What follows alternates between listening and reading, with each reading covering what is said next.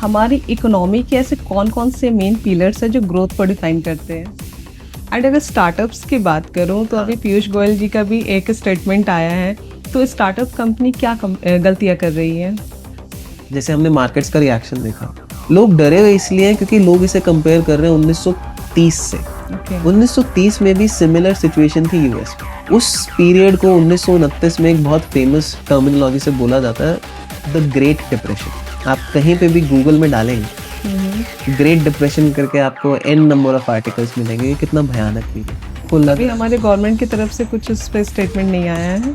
नहीं मैम, हम अभी समीक्षा कर रहे हैं। सरकार, अब हमारे पास भी बजट उतना नहीं, हम लोग उतनी बड़ी इकोनॉमी नहीं है जितनी चाइना है जी। बनना चाहते हैं, बन भी जाएंगे। अभी एक बहुत फेमस डायलॉग था सज्जन जिंदल जी की तरफ से। उन्होंने बोला था कि Tesla may not be able to get successful in India and the reason is it is very difficult to do business in India.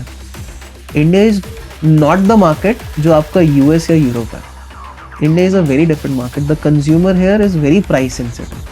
ध्यान से RBI हमेशा मतलब वैसे करेंसी को चूज करना चाहिए एज कम्पेयर टू इन्फ्लेशन। दोनों आपस में डिपेंडेंट होते हैं, बट मान लो अगर सिचुएशन आती है तो आरबीआई करेंसी को पहले बचाएगा एज कम्पेयर टू इन्फ्लेशन। ये कभी आई नहीं है, बट अगर आती है तो पहले करेंसी को